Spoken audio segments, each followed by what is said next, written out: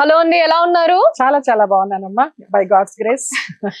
మా అందరికి మీరు సుపరిచితులు అయినా ఒక్కసారి ఈ అవార్డ్ సెరమనీ సందర్భంగా ఆడియన్స్ కోసం మీ పేరు, మీరు చేసేటటువంటి పని. ఓకే, మీ అందరికీ తెలుసు కదా తల్లి, నా పేరు జయలలిత. మీ అందరికీ సీరియల్స్ ద్వారా, సినిమాల ద్వారా చాలా చాలా మీ అందరి హృదయాల్లో అభిమానం సంపాదించానని నేను నమ్ముతున్నాను. అలాగే మీ ఆశీర్వాదాలు కూడా మెండుగా ఉండడం వల్లనే 40 yearsగా ఇండస్ట్రీలో కొనసాగుతున్నాను. సో నేను actress come classical dancer. So ఈ నారీ శక్తి అవార్డు నాకు రావడం జరిగింది. ఈ సందర్భంగా మీ అందరితోటి ఈ సంతోషాన్ని పంచుకోవాలనేసి ఇక్కడికి వచ్చాను, మీ ముందుకు వచ్చాను. ఆశీర్వదించండి. Thank you all, love you all, god bless you all. Jayalalithaa garu, మీరు చాలా మందికి సహాయం కూడా చేశారు. సో ఎటువంటి సమస్యల్ని మీరు పరిష్కరించడం జరిగింది ఇప్పటి వరకు? నేను చేసినవన్నీ చాలా వరకు గుప్తదానాలు, చిన్న చిన్న సహాయాలేమ్మా. ఒక కాలంలో నాకు భగవంతుడు ఆ శక్తి ఇచ్చాడు కాబట్టి నేను చేయగలిగాను. కొన్ని అపాత్ర దానాలు కూడా చేశాను. అపాత్ర దానాలే నేను చేసినవి ఎక్కువ. బాగా నీడ్గా ఉన్న వాళ్ళకి చేసినవి చాలా తక్కువ. ఒక మాట సాయం కానివ్వండి, నేను బాగున్నప్పుడు ఫైనాన్షియల్గా ఒక ఫైనాన్షియల్ హెల్ప్ కానివ్వండి, అలాగే నేను చాలా మందికి చేసి వాళ్ళందరూ చాలా బాగున్నారు. ఈ రోజుకి వాళ్ళు నా మీద అభిమానం కురిపిస్తూనే ఉన్నారు. నా గురించి అమ్మ బాగుండాలని పూజలు చేస్తూనే ఉన్నారు. సో వారందరికీ కూడా చాలా చాలా చాలా కృతజ్ఞతలు. మళ్ళీ నేను ఆ స్టేజ్కి రావాలని మీరందరూ నన్ను విష్ చేయండి. Thank you. మీ నుంచి సహాయం పొందిన వాళ్ళు మిమ్మల్ని పిలిచేటటువంటి ఒక పదం ఏంటండి? జయమ్మ. జయమ్మ. ఓకే. అండ్ మీ పని వల్ల ఎవరు ప్రభావితం అవుతారు? నా పని వల్ల నేనే ప్రభావితం అవుతున్నాను. ఇంకొకరిని ప్రభావితం చేస్తున్నానా లేదా అనేది వాళ్ళని అడిగితే తెలుస్తుందేమో. నా పని గురించి నేనే ఒక యాక్టింగ్ కానివ్వండి, ఒక డాన్స్ కానివ్వండి, ఒక సిన్సియర్గా చేస్తున్నామా లేదా, ఈ వృత్తిని మనం చక్కగా కొనసాగిస్తున్నామా లేదా అని ఒక క్వశ్చన్ వేసుకుంటే ఎస్ అనే ఆన్సరే వస్తుంది. ఎందుకంటే నాకు దొరికిన అభిమానం అలాంటిది కాబట్టి, ఈశ్వరానుగ్రహం మెండుగా ఉంది కాబట్టి నా పని వల్ల నేనే ప్రభావితం అవుతున్నాను. అంతో ఎంతో నా కుటుంబ సభ్యులు వాళ్ళు అంతే.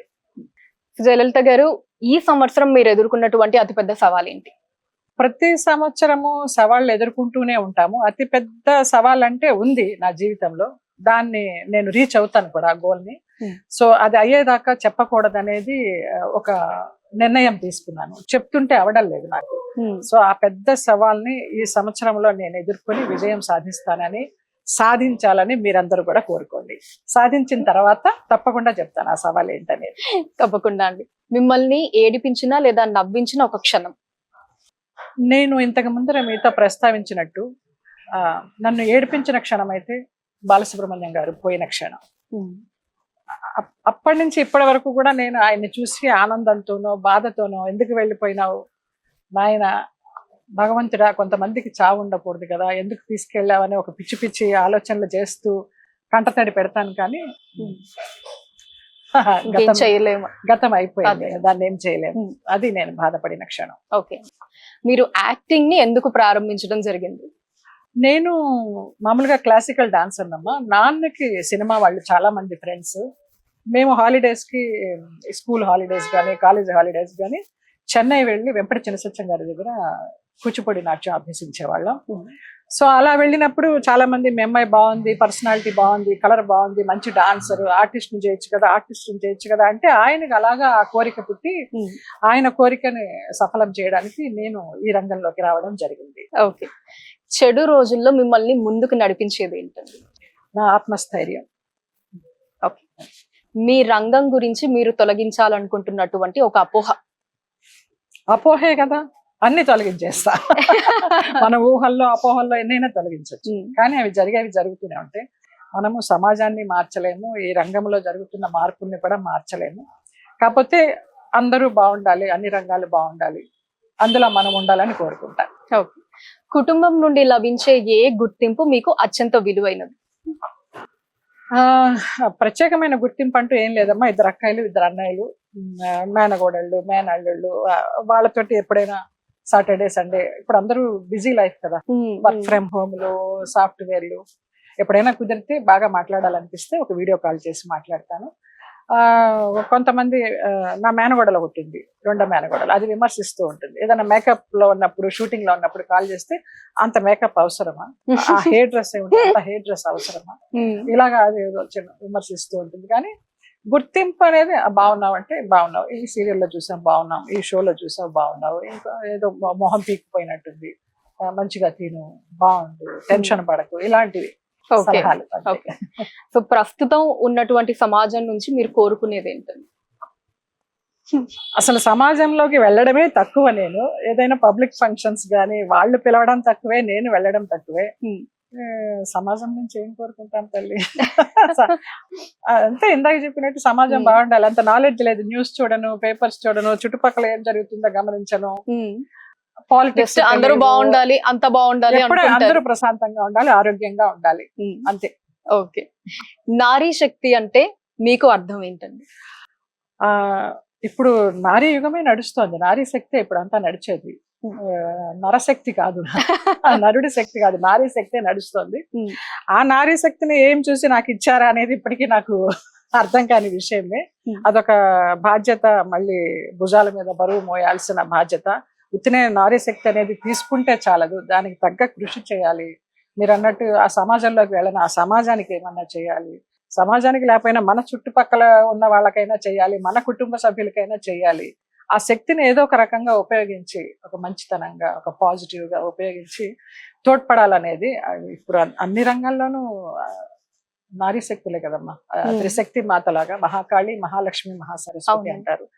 సో ఆ శక్తిని మించిన శక్తి లేదు. దాని గురించి చెప్పడానికి మనకి మాటలు కూడా చాలా. ఒక తల్లి, ఒక అక్క, ఒక చెల్లి, ఒక ఉద్యోగినిగా, ఒక గృహిణిగా ఎన్నెన్ని బాధ్యతలు, వాళ్ళు ఎంత స్ట్రెస్ ఉన్నా కూడా వాటన్నిటిని పక్కన పెట్టి ముందర ఈ బాధ్యతలన్నీ తీర్చి తర్వాత వాళ్ళ పనులు వాళ్ళు చూసుకుంటున్నారు.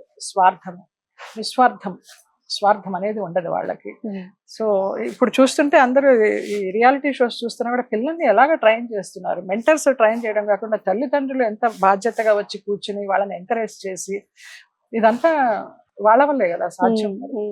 ఒక మంచి పౌరుల్ని తీర్చిదిద్ది సమాజానికి అందించడం, ముఖ్యంగా ఈ నారీ శక్తికి పాదాభివందనాలు.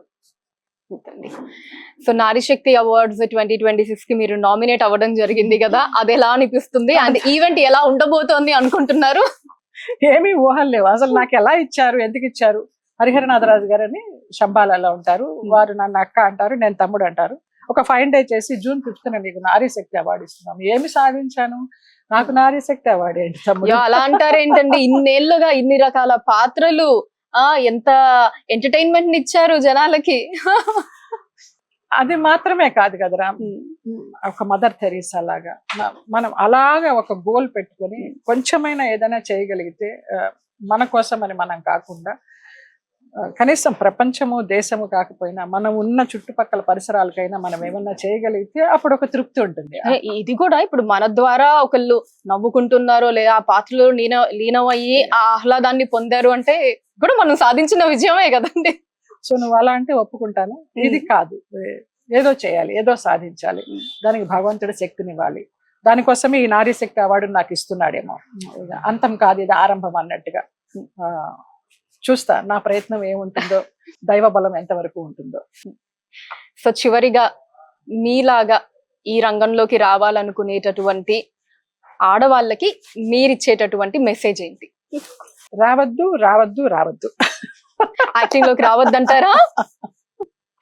ఎందుకండి? వచ్చేస్తే నేనేం చేయలేను, నాకు ఇష్టం ఉండదమ్మా. చాలా మంది ఆడపిల్లల తల్లిదండ్రులు ఫోన్ చేసి అడుగుతుంటారు, మా అమ్మాయి బాగుంటుందండి, మీలాగే డాన్సర్ అండి, ఎవరికైనా పరిచయం చేస్తారండి. మీకు నమస్కారం అమ్మా, బాగుంటే మంచి చదువులు చదివించండి, ఏదో ఒక మంచి పిల్లాడికి ఇచ్చి పెళ్లి చేయండి.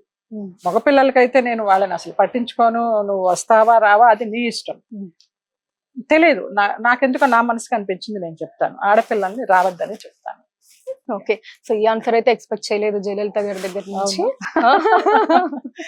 చాలా మంది అడుగుతారు, మీ వాళ్ళు ఎవరు లేరా, మీ వాళ్ళ పిల్లలు? వాళ్ళకి అసలు ఇంట్రెస్టే లేదు, నా సినిమాలే చూడరు వాళ్ళు, ఇంక సినిమాల్లోకి ఎందుకు వస్తారు వాళ్ళు? సో అదొకటి నాకు బాధ్యత లేదు, బరువు లేదు నాకు. వాళ్ళకి ఆ ఇంట్రెస్ట్ లేదు, నన్ను అడగరు అలా చేస్తాం ఇలా చేస్తామని. ఎవరో ఒకప్పుడు డైరెక్టర్ అడిగినా కూడా మీ మేనగోడలు సీరియల్లో చేస్తారంటే నో అనేసారు. ఒక మంచి ఆన్సర్ ఇచ్చారు, నాకు నచ్చిన ఆన్సర్ అనుకున్నాను. అలాగే ఆడపిల్లని నేను రానివ్వను. ఓకే. చక్కగా చదువుకోవాలి, అన్ని Hmm. రంగాల్లో వాళ్ళు పైకి రావాలి, మంచి భర్త పిల్లలతో సంసారం చేయాలనుకుంటాను, కానీ ఇండస్ట్రీకి రావాలని కోరుకోను. ఓకే.